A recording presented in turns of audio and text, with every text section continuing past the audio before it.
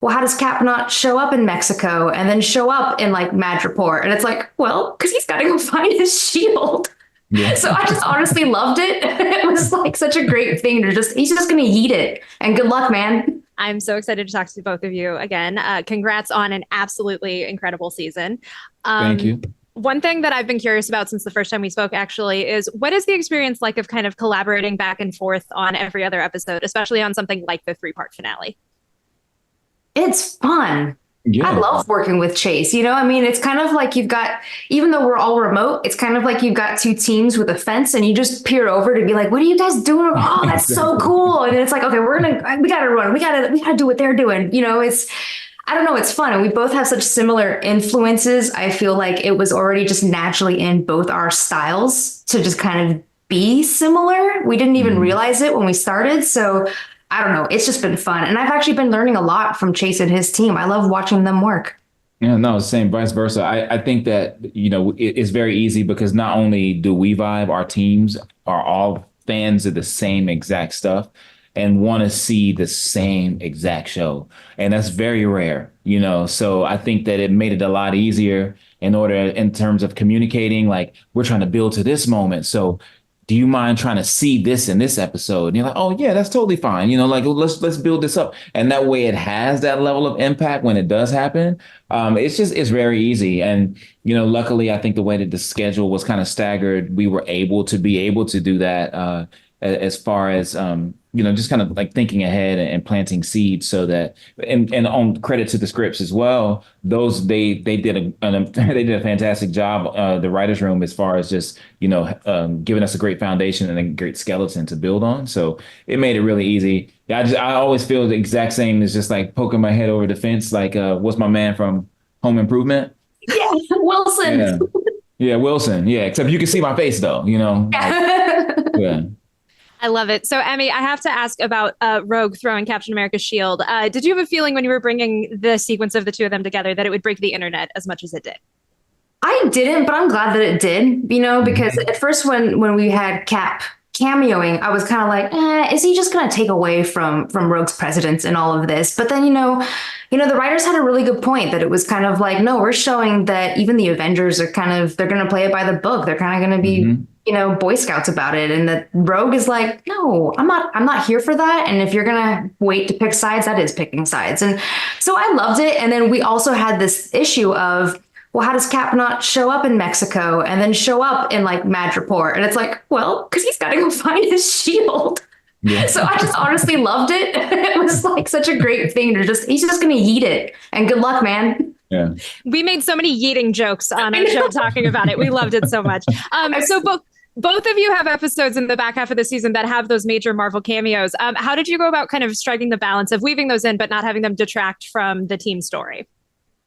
Oh, well, I think a lot of it just is to serve the purpose, right? So when we check in Russia, right? So we have those characters. We wanted to show that, especially once the EMP goes global, right? And Magneto does his thing, that we're just checking in all over the world, and then just cutting to respective characters from those places. So that was the main thing. And then as far as going back to New York, how we chose a lot of those cameos were mainly just. I think we all love the street level. I've always loved the street level Hell's Kitchen group of heroes. We got a lot of those in the adaptations already, but we didn't get Luke Cage in there, but we got Daredevil, we got Cloak and Dagger, so that was really cool. And just to show that like this is affecting everyone, and they're also trying to keep order on the streets, right, from complete chaos, because that's actually what's happening. People think the world is ending or this extinction level event is about to take place. So,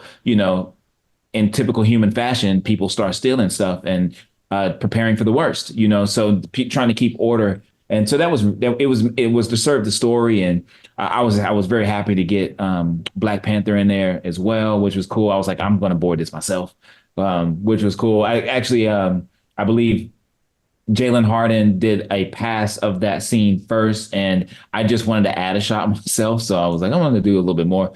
So that was cool as well. That was the main thing is for us as far as we saw for 110. Yeah. So I will say, first of all, the Cloak and Dagger cameo got an audible reaction out of me. So thank you for that. So you mentioned boarding. One of my favorite moments on the entire show, Chase, is the POV shot of Wolverine getting bamfed with Nightcrawler. That was the coolest thing. And I saw you tweet about kind of boarding that. What was your approach to that moment, since it's something we've never really seen in this kind of context? Well, we wanted to showcase powers in ways that we hadn't seen before, but Nightcrawler has bamfed in so many different ways, but we had never seen the POV of someone else being in the portal with them. And also we know for a fact that he can bamf you and and completely exhaust you, right? Like that's like a thing that he can do to incapacitate you. So Wolverine having a healing factor and all of that might be the only person that wouldn't be so disoriented. So that was the main approach. And even from the beginning of that scene, Marvin Britt, who's an amazing board artist, that was his handout. He did like a first pass on it. And when he came to me with the script, he was like, I don't know what to do for this scene. I was like, I got you. And so I just was like, I'm going to go to town. And I was very intentional. I boarded the hell out of it. I did a lot of background stuff. And I just wanted to see, I had a very specific vision for it.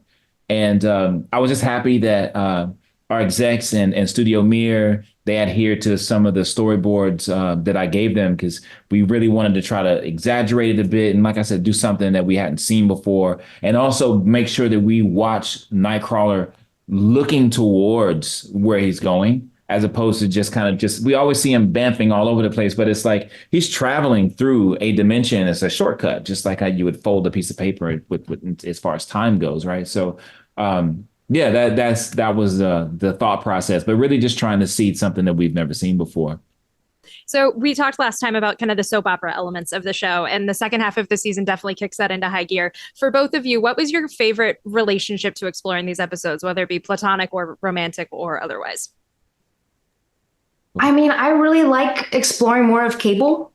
Cable was one of my favorites in the original series, and I love that he's basically just our Kurt Russell who comes in, says a one-liner, does his action.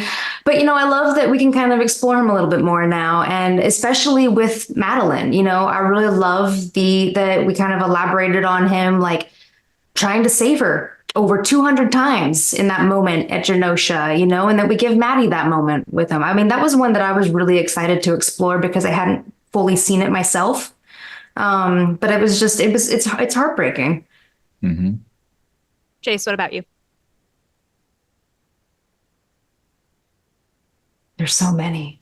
Yeah, it's tough. Let me think about totally that. Understandable. So jumping obviously to the season finale, what were your initial reactions to the season 1 ending? Because it has definitely elicited a lot of reactions from fans so far. We're just happy to stick the landing. I think that we had a lot of storylines that we wanted to try to wrap up. But really, we planned for all that stuff anyway. So it was really just about executing. And the main theme of our season, I think from episode 1 all the way to episode 10 was escalation.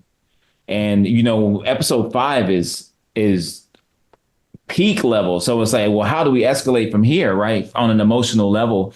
But there's a lot of things that we set up that we needed to pay off that I still think hit just as hard. I mean, when of course, seeing Gambit die it's hard to rival that as far as just like a, guttural kind of reaction. But it's nice to see Xavier rejoin the team. It's nice to see the world, how they view essentially what they perceive to be the X-Men lying, about his death in order to, garner sympathy from the world, and how his reemergence in terms of the scheme of things has a ripple effect as far as extremists and things of that nature. And also, too, is not just a typical upping the stakes in terms of like, it's going to get bigger and scarier and the world is going to end. But it's truly earned as far as everything goes. And, nothing would radicalize someone like being ground level,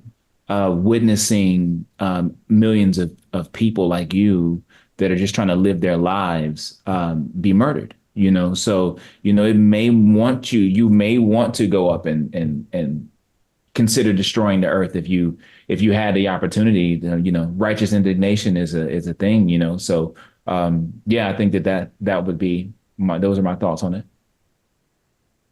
Oh, it was just intense. I just watched it as a fan, a fan of Chase, a fan of his team, but just like getting to watch it and just see where that episode goes. It was just like, oh, it's so intense. It's amazing. It's a lot.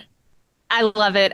Thank you both again so much for taking the time to chat with me again. And congrats on a phenomenal season. You guys did such an incredible job. Thank you so much. It was good to see you again. Absolutely. All right. Take care.